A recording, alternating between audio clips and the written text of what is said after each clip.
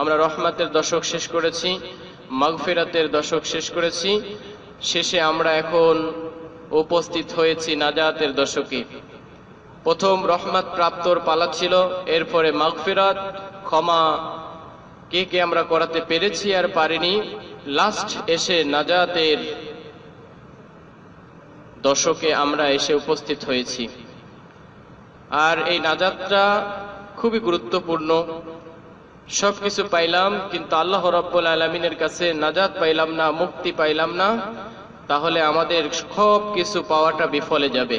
Successful সেই হয় যে সর্বশেষ আল্লাহ রাব্বুল আলামিনের ধরা থেকে মুক্তি পায়, নাজাত পায়। রাসূল আকরাম সাল্লাল্লাহু আলাইহি ওয়াসাল্লামের কাছে হযরত জিবরিল আমিন উপস্থিত হলো। ইন্না জিবরিল আলাইহিস সালাতু ওয়াসসালাম আরাযা লি ফাকালা বাউদা মান আদরাকা রমজানা ফালাম ইউগফার লাহু কুলতু আমিন।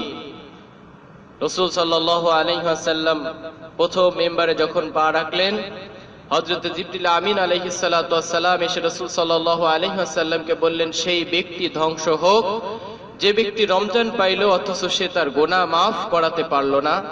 আল্লাহ রাসূল সাল্লাল্লাহু আলাইহি ওয়াসাল্লাম এই কথা শুনে সম্মতি জ্ঞাপন করে জিবরিল আমিনের সঙ্গে বললেন আমিন। বাউদা মান যুকিরা ইনদাহু ফালাম ইউসাল্লি আলাইকা ফাকুলতু আমিন।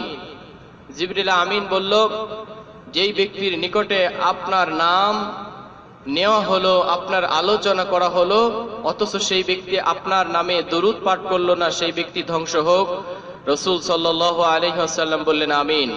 ক্বালা বাউদা মান আদরাকা আবওয়াইহি আল কিবারু ইনদাহু আও আহাদুহুমা ফালাম ইউদখিলাহুল জান্নাতা কুলতু আমিন। রাসূল সাল্লাল্লাহু আলাইহি ওয়াসাল্লামকে তৃতীয়বার হযরত জিবরিল আমিন বললেন, ইয়া রাসূলুল্লাহ, যেই ব্যক্তি তার উভয় পিতামাতাকে পেল, বৃদ্ধ পিতামাতা অথবা পিতা অথবা মাতা যে কোনো একজনকে পেল, তাদের খেদমত করে সে তার জান্নাত কামাই করতে পারল না, সেজন্য ধ্বংস হোক। রাসূল সাল্লাল্লাহু আলাইহি ওয়াসাল্লাম বললেন আমিন।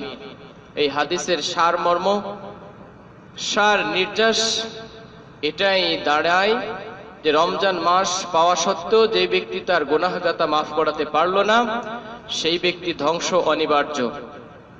সেই ব্যক্তির ধ্বংস সেটা আখিরাতে হোক আর দুনিয়ায় হোক। দুনিয়াতে সে তার ধ্বংস দেখতে না পালেও আখিরাতে সে তার ধ্বংস কামাই করে নিল।